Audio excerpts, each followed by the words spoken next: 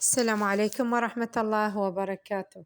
اللهم صل على محمد وآل محمد. حبايب قلبي، جيت وياكم اليوم وصفة الكيك. هاي عندي المقادير. هنا عندي بيضتين، هنا عندي لب قراش 3 ملاعق أو 3 خواشيق يعني. هاي يعني ناعم فد مرة. هاي عندي حليب باودر خاشوقتين،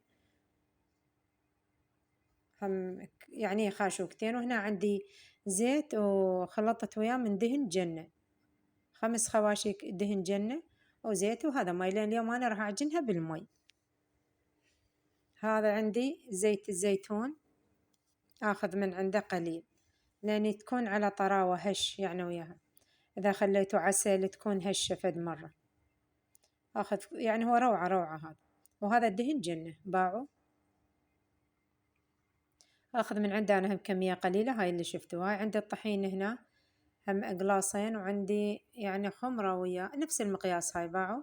هاي قست بيها مالي شكر قلاص، قلاصين طحين وخمرة وملح، رشة الملح وبيكنج باودر وفانيلا. هاي الظرفين مالته. تمام. أنا يعني أخلطهن اليابس ويا اليابس، لأن مثل ما قلتم هاي الخاشوقة بها خمرة خاشوقتين.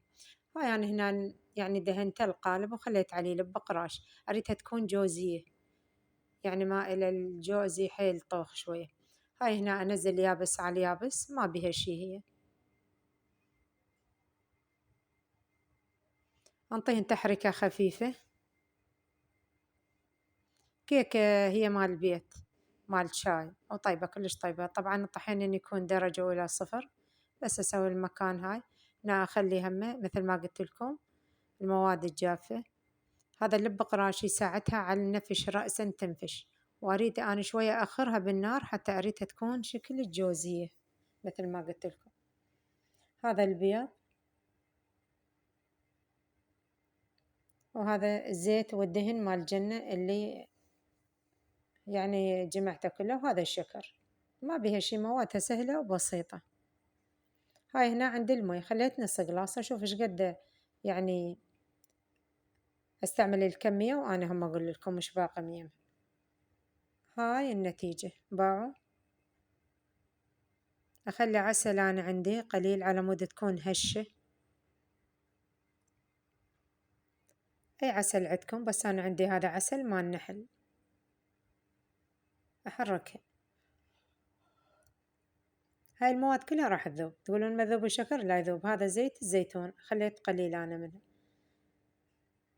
يكون خفيف وكلش طيب يعني ما يأذي من واحد ياكل من عنده. هاي ما بقي الخطوات الأخيرة، أخليها بالقالب حتى أشويها. ريحتها كلش طيبة من زيت جوز الهند.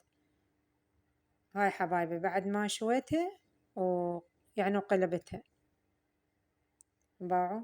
هيك أريدها عبالك بيها كاكاو، راح أقطعها وشوفون. باعوا حبايبي شلون هشة كلش طيبة كلش طيبة. طبعا ظلمتها الكاميرا. باعوا السماكة بس طيبة ولا أروع منها، والريحة مالتها تخبل تخبل. السلام عليكم ورحمة الله وبركاته.